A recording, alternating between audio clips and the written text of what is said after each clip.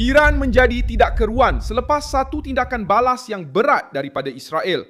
Iran menutup sebagian ruang udaranya sendiri, membatalkan penerbangan di seluruh negara dan sekali lagi meletakkan Timur Tengah dalam keadaan berjaga-jaga perang. Pada hari Isnin, 8 Jun 2026. Peningkatan ketegangan bermula selepas peluru berpandu Iran dilancarkan ke atas Israel sebagai tindak balas terhadap serangan Israel.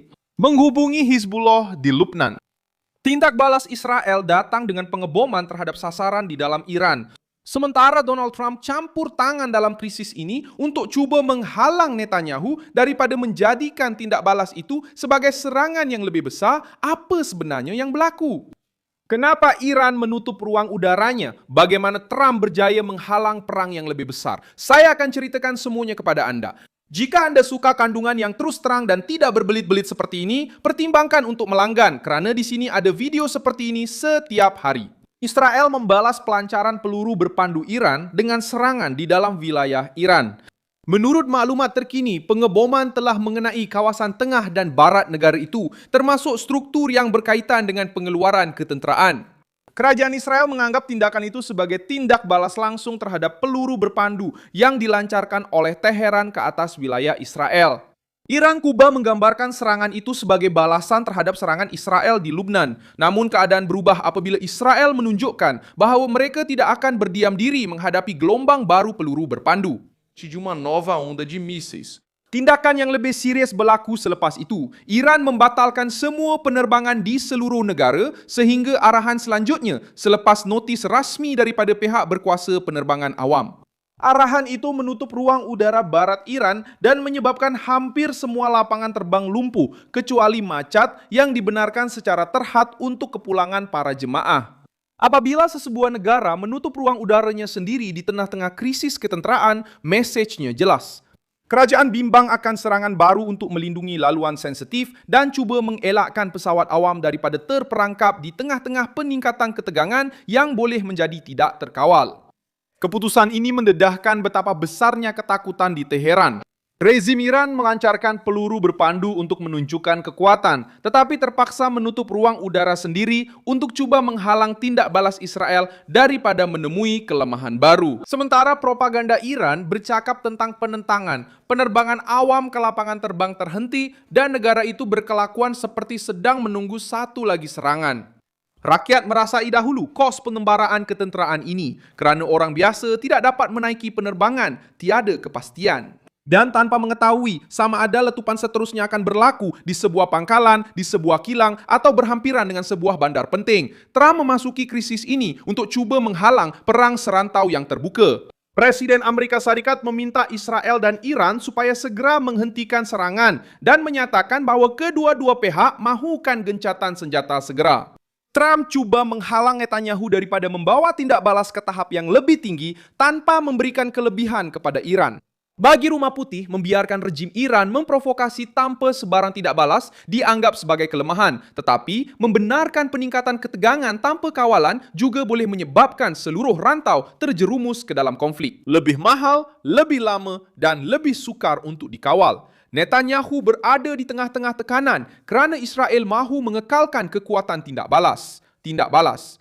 Pihak berkuasa Israel menunjukkan bahawa negara itu bersedia untuk meneruskan operasi selama mana yang diperlukan, termasuk terhadap pertahanan udara Iran yang telah dibina semula dan sasaran yang berkaitan dengan program peluru berpandu. Selepas tekanan dari Amerika Syarikat, Israel juga memberi isyarat untuk menghentikan serangan terhadap Iran, tetapi mengekalkan hak untuk bertindak balas sekiranya Tehran atau sekutunya menyerang semula. Pada hakikatnya, Trump tidak menyelamatkan Iran, dia mengawal tahap letupan untuk mengekalkan kawalan politik DO. Lebanon terus menjadi titik paling sensitif dalam mekanisme ini.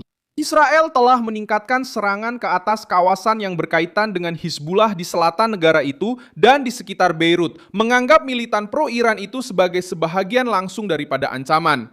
Hizbullah telah menyerang tentera Israel dan menentang sebarang gencatan senjata separa. Sementara Israel mengatakan bahawa kempen di Lebanon tidak sepatutnya dicampur adukkan secara automatik dengan perbincangan mengenai Iran. Namun itulah yang berlaku. Teheran Kuba menggunakan Lebanon sebagai perisai politik. Apabila Israel menyerang Hezbollah, Iran membalas dengan peluru berpandu dan coba menjadikan militan itu sebagai alasan untuk menghangatkan seluruh rantau ini.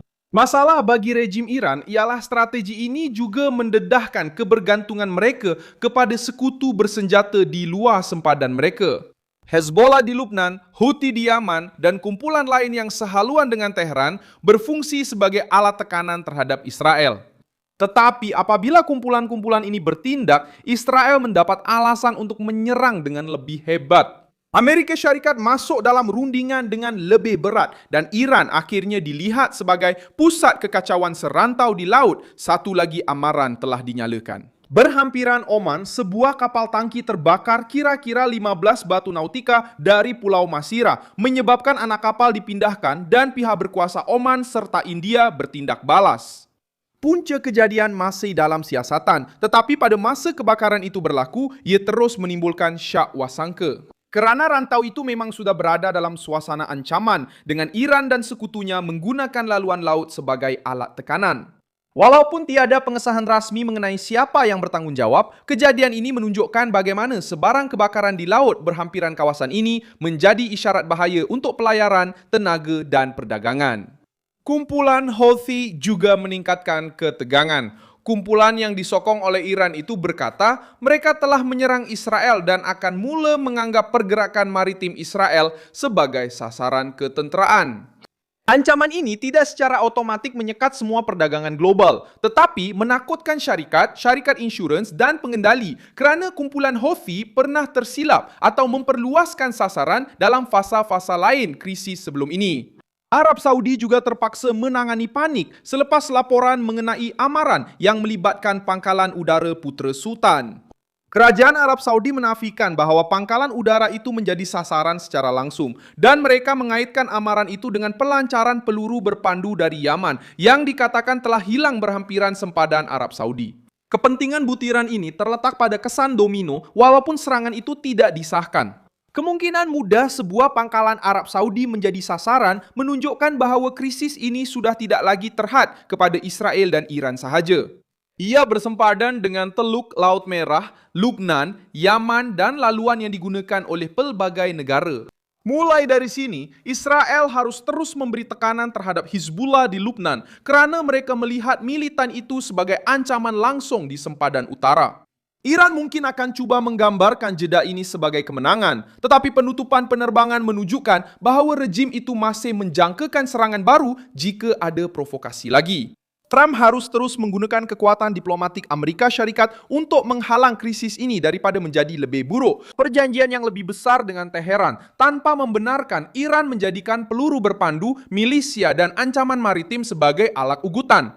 Keadaan masih tidak stabil kerana setiap pihak saling mempengaruhi antara satu sama lain. Serangan di Lebanon boleh menyebabkan peluru berpandu Iran disasarkan ke Israel. Peluru berpandu dari Yaman boleh mencetuskan amaran di Arab Saudi. Kapal terbakar berhampiran Oman boleh menyebabkan pasaran maritim berjaga-jaga. Penerbangan dibatalkan di Iran mungkin menandakan ketakutan terhadap serangan baru. Langkah seterusnya akan ditentukan oleh sejauh mana tekanan Amerika terhadap Netanyahu. Kerana keberanian Teheran untuk terus memprovokasi dan keupayaan Houthi serta Hezbollah untuk menarik rantau ini ke dalam pusingan serangan yang baru. Saya Milson Alvis Global, seorang internasionalis. Dan tujuan saya adalah untuk memastikan Anda sentiasa mendapat maklumat yang benar setiap hari. Pautan berita ada di dalam deskripsi video. Sila tekan butang suka pada video ini, langgan saluran ini, dan di akhir nanti lihatlah ruangan komen supaya Anda lebih terlibat dengan komuniti. Milson Alves Global.